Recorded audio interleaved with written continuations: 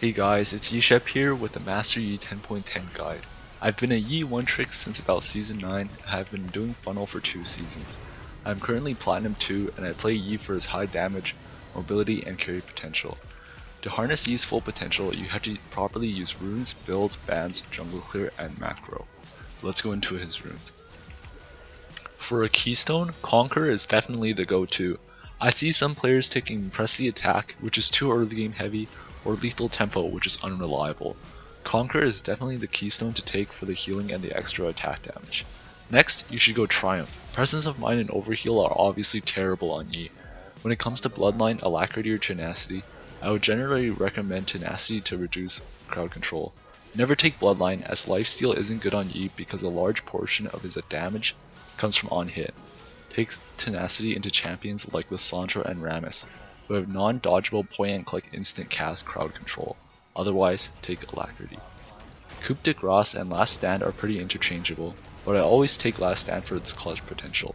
Cut Down should rarely be taken, but can be taken into comps with 3 or more tanks. For secondary, always take Eyeball Collection and Ravenous Hunter. Sudden Impact is a poor choice as Lethality is good with AD, which Yi does not build. Ravenous Hunter gives a ton of healing, which is super important on Yi. For summoner spells, Flash and Smite is probably your spells most of the time. You can take Teleport Smite if you're confident in your macro. I would not recommend Ignite. If you're funneling, take only Flash Smite as Teleport is not good with funnel because you need to be with Turek.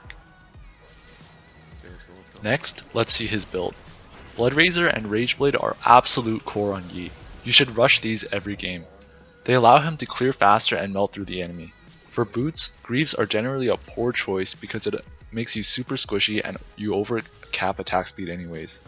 Take Treads into CC or Magic teams and Tabai into champions such as Yasuo, Tryndamere, or Fed ADCs. After that, Wit's End is usually the choice because of its high damage and healing. If the enemy doesn't have too much magic, you can build Death Dance instead. Tank items are surprisingly good on Yi despite him being known for one-shotting entire teams. The tank items allow for him to live longer and do damage which is still high even while building tank. Build Spirit Visage into heavy magic teams, or if you're going half tank, you can go Randuin's, Spirit Visage, and Death Dance to be almost unkillable. Let's go into champ selector roles. Yi relies heavily on auto attacking for the whole team fight and so is very weak against certain champions. This would include champions with heavy disengage such as Bard, extremely high burst damage such as Katarina, instant cast non-dodgeable CC such as Lissandra, and kiting such as Graves. I always ban Elise every game for her CC and untargetability and high pick rate, but other bans such as Jax, Tryndamere, and Udyr are also good. Many people see that Rammus is one of the best counters against Yi, but is actually pretty okay for Yi as long as their team does not get ahead. Double Tenacity runes and boots help greatly against champions like Elise, Rammus, and Lissandra. For his jungle clear, his early game clear is satisfactory at best, but his 1v1 dueling is amazing. If you wish to invade, make sure your lanes have priority before going.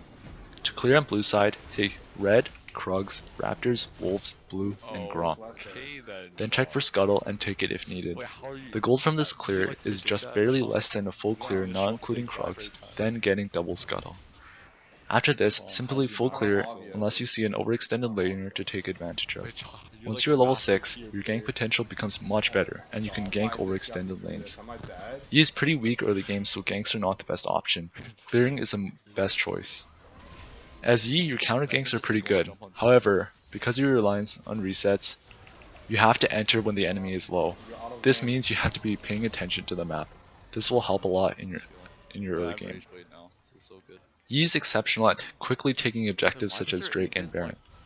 Take advantage of this by looking for windows where you can take epic objectives and then acting. Although Drake doesn't seem like a big objective, the small things can add up. Put Drake as a high priority. Objectives are great for Yi as well since the enemy will be looking to take them as well, so you can force a fight and extend your lead. In teamfights, enter only on caught-out opponents or when you get a guaranteed reset. The first reset is extremely important for Yi because it gives him an almost 14-second ultimate, which gives you plenty of time to reset it again. If you enter the fight on a guaranteed reset, it essentially makes it a 5v4.